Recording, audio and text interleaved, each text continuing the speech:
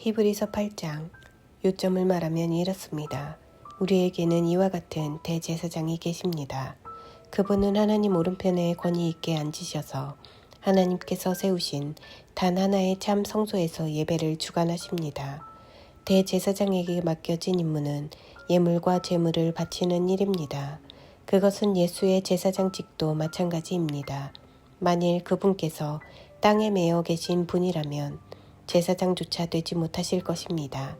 율법에 명시된 예물을 바치는 제사장이라면 이미 많이 있어서 그분을 필요로 하지 않을 것입니다. 이 땅의 제사장들은 하늘에 있는 참 성소에서 무슨 일이 일어나는지를 보여주는 단서에 지나지 않습니다. 모세가 하늘에 있는 참 성소를 언뜻 보고 장막을 지으려고 할 때 하나님께서 이렇게 말씀하셨습니다. 너는 산에서 본 모습 그대로 주위에서 짓도록 하여라. 그러나 예수께서 맡으신 제사장 직무는 다른 제사장들이 맡은 직무보다 훨씬 뛰어납니다. 그것은 그분께서 더 나은 계획에 따라 일하시기 때문입니다. 만일 첫 번째 계획인 옛 언약이 효력이 있었다면 두 번째 계획은 필요하지 않았을 것입니다. 그러나 우리가 아는 것처럼 첫 번째 계획에 결함이 있었으므로 하나님께서 이렇게 말씀하셨습니다. 조심하여라. 그날이 오고 있다. 그날에 내가 이스라엘과 유다를 위한 새 계획을 세울 것이다. 내가 그 조상들의 손을 잡고 이집트에서 인도에 나올 때 그들과 세웠던 옛 계획은 내버릴 것이다. 그들이 계획을 지키지 않아 내가 그들에게서 고개를 돌려버렸다. 내가 이스라엘과 세우려는 새 계획은 종이에 쓸 수도 없고 돌에 새길 수도 없는 것이다. 이번에는 내가 그 계획을 그들 속에 써주고 그들 마음에 새겨줄 것이다. 나는 그들의 하나님이 되고 그들은 내 백성이 될 것이다. 나를 알기 위해 학교에 다니거나 하나님에 관한 5가지 쉬운 가르침 같은 책을 사보지 않을 것이다.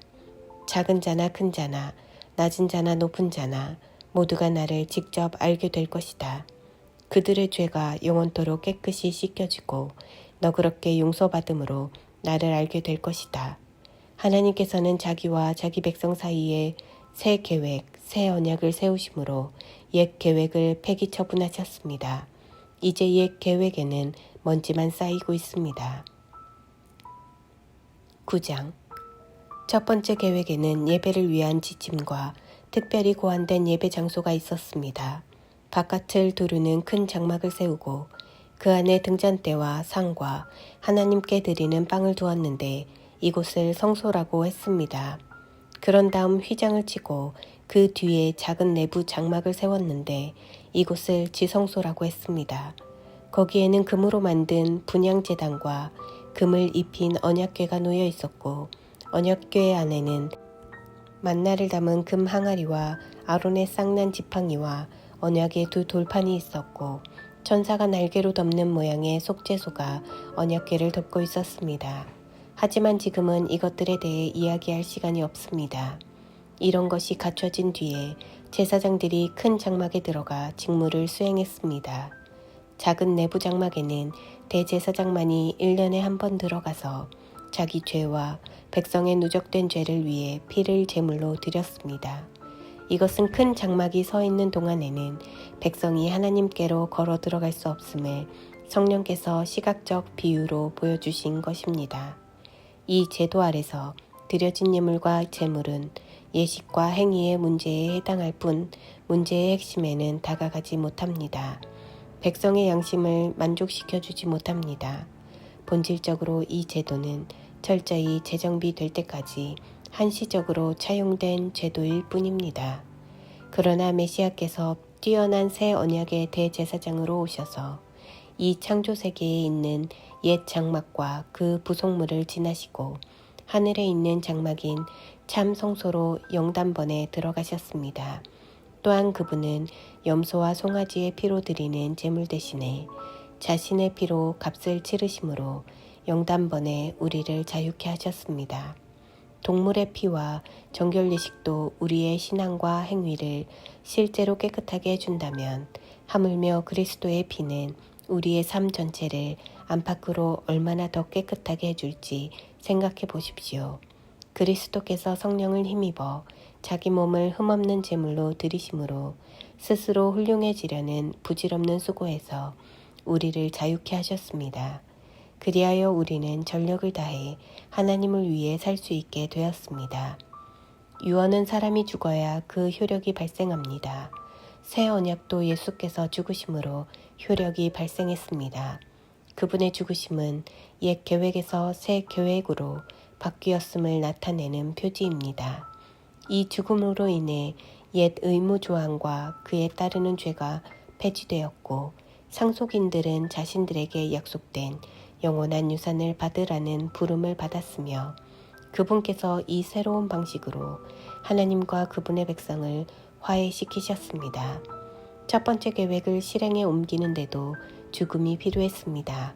모세는 율법 계획, 하나님의 유언의 조항들을 전부 낭독한 뒤에 엄숙한 예식을 진행하며 제물로 바쳐진 동물의 피를 취해 언약 문서에 뿌리고 그 언약의 수혜자인 백성에게도 뿌렸습니다. 그런 다음 이것은 하나님께서 명하신 언약의 피입니다 라는 말로 그 효력을 확증했습니다. 그는 예배 장소와 그 안에 있는 모든 비품에도 똑같이 했습니다. 모세는 백성에게 이것은 하나님께서 여러분과 세우신 언약의 피입니다 라고 말했습니다. 사실 유언에 담긴 모든 내용의 효력은 죽음에 달려 있습니다.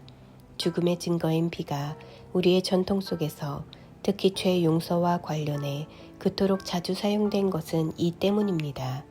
이것으로 하늘에 있는 실체를 가리키는 그 모든 부차적 의식에서 피와 죽음이 왜 그토록 중요한 역할을 했는지 설명됩니다. 또한 지금 더 이상 동물 제물이 쓸모없고 필요 없게 된 것도 설명됩니다. 그리스도께서는 이 땅에 있는 성소로 들어가신 것이 아닙니다. 그분은 참 성소로 들어가셔서 우리 죄를 위한 희생제물로 자기 몸을 하나님께 드리셨습니다. 옛 계획 아래 있는 대제사장들은 해마다 동물의 피를 가지고 성소에 들어갔지만 그리스도께서는 그러실 필요가 없습니다. 만일 해마다 성소에 들어가셔야 했다면 그분은 역사가 진행되는 내내 되풀이해서 자기 몸을 드리셔야 했을 것입니다. 그러나 그분은 영단번에 자기 몸을 희생제물로 드리셨습니다. 다른 모든 희생제물을 대신해서 자기 몸을 드리심으로 죄에 대한 최종 해결책을 내놓으신 것입니다.